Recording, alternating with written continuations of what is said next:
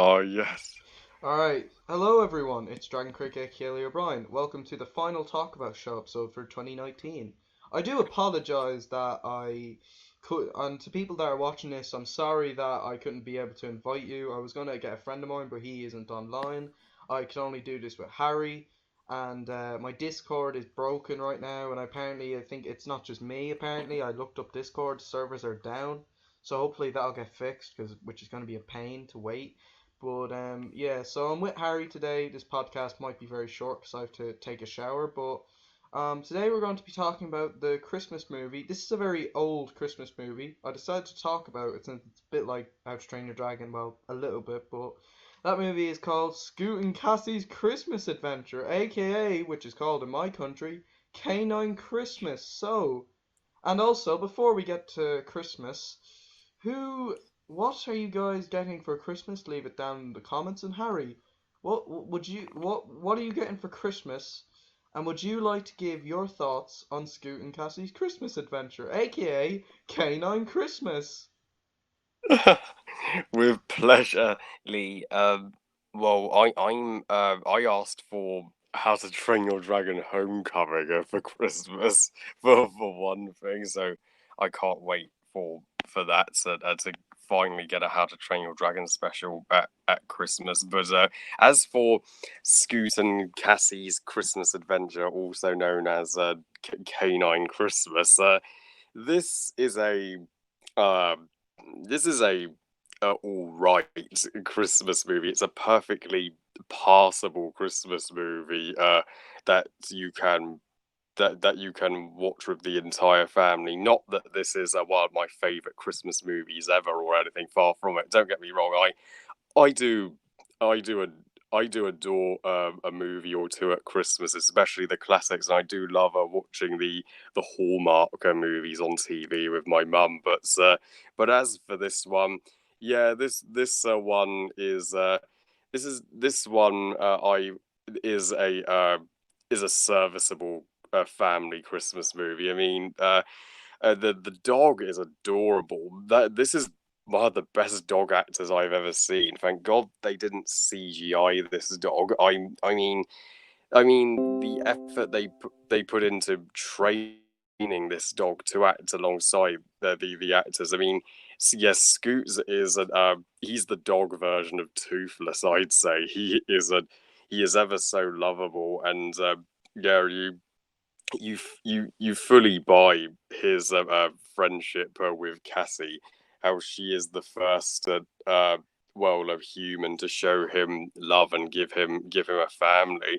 and you can see he likes being a family dog better than being a dog on the police force, and yeah, and yeah, and I do like Cassie as a protagonist. She is inspiring. How she becomes a teacher to the kids choir at the church, and she's so caring for Scoots and like a mother to him, and also yeah, this movie does have a heartwarming conclusion, and uh, and it does and it does have some good spirit to it, but yeah, that being said, this movie does have its cliches, I'm afraid. I mean, this movie has the worst cliche in for me, where they kill off the mother, and I initially thought her older sister was her mother. She looked like she could be, but then I found out, oh, that's just her sister.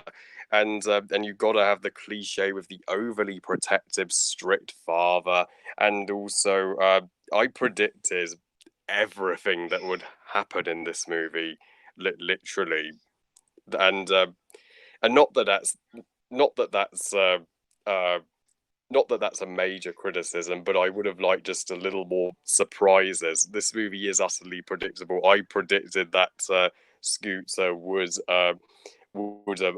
meet up with Cassie. I predicted that the robbers would steal the charity money that the kids' choir raised, and I predicted that when Scoot gets taken back by the cops, that he would return to Cassie. But so yeah, it is a cliched story, sure, but it's still a harmless Christmas movie. It's far from one of the worst.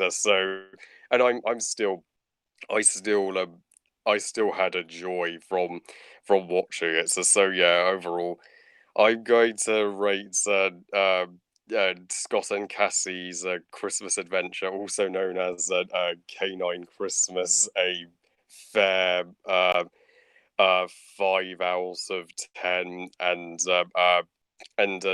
2 stars out of 5. Fair enough. Yeah, I probably will agree with that. I think it's harmless. I pretty much agree with all your points. I think this movie's good, but it's not great. I wouldn't say it's like perfect. I mean, it's decent. Like it's not horrible. I mean, for acting, the acting's not bad for like children. For like this came out 5 years ago. Like as a kid, I used to really like it. I mean, I haven't seen it ever since, so this is a rewatch actually. I think it's a serviceable, decent, passable Christmas movie. I don't think it's perfect. No, I to be honest, I don't have a whole lot to say.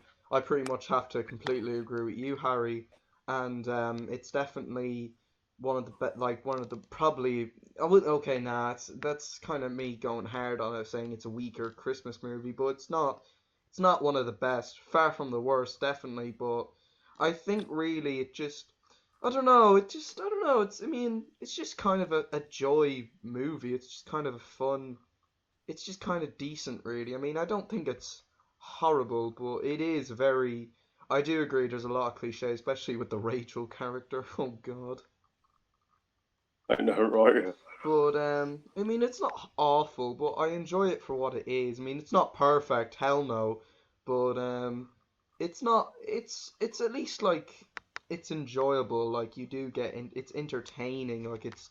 I mean, you can get a good laugh out of it, I guess, but it's not like it's not something I would go back to rewatch like several times, like the Polar Express, Home Alone 1 and 2, the Santa Claus trilogy by Tim Allen, Rise of the Guardians. What other Christmas movies are there? I haven't seen Elf, surprisingly, but nah, but but yeah, I don't have a whole lot to say. Music's good, the songs in it are pretty decent, and the ending's nice for what it is. It's heartwarming. It's just a bright Christmas movie. I mean, it's not perfect by any means. It's decent, and it is definitely straight to DVD. But is it worth watching? Yeah, I'd say so. So I'm gonna give it a 6 out of 10. Yeah, I think I'll just say. Actually, no, 7. I'll give it a 7. Decent, but nothing perfect. But Harry, would you like to give your favorite Christmas movie since this is our Christmas podcast? Oh yeah, I have several favorites. My favorites, all-time favorites, would be Elf, The Grinch, Home Alone 1 and 2, The Polar Express, and Rudolph, and Muppet Christmas Carol, and Mickey's Kermit Christmas Frog Carol, here. and oh yeah, exactly, and it's an awesome Kermit impression. Oh, and also I just wanted to add for my final thoughts on this movie in particular. I agree the Rachel character thing. I mean, the thing with her just starting out as a bully to Cassie, but then becoming friends with her, I predicted that instantly. And also, the third actor was far too dragged out. But so yeah, Well, it that's wasn't what really I the have to third say. act, it was kind of just the ending. I agree. But yeah, I mean, it's not horrible, but it's decent. Like it's enjoyable. It's good. I mean, I'd probably say it's better than Toy Story 4. Well, nah, I'm not gonna give Toy Story 4 shit, but I'm just saying if I were to compare something. Sorry, but it's decent. But yeah, as for my favorite Christmas movie, it's Rise of the Guardians. So, is there anything else you want to say about Christmas related before we wrap this up? Merry Christmas, everyone. Merry fucking Christmas. I can't wait for Christmas specials. Oh yeah, or Merry Snuggle Talk if you live on Bug. Yeah, Mary Snoggletog. And also I have the thumbnails ready for my How to Train Your Dragon Homecoming review and reaction. So yeah, that's Sweet. all I gotta say. So, this is the final podcast of 2019. Maybe we'll do a New Year's Eve. Until then, see you guys next time. Skadoosh, and can't wait for Christmas. Whoa.